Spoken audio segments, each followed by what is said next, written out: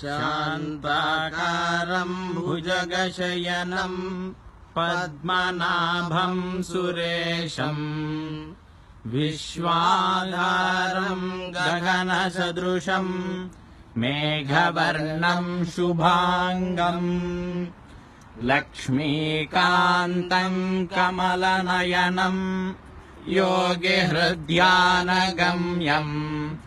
वन्दे विष्णुं भवभयहरं सर्वलोकैकनाथम्।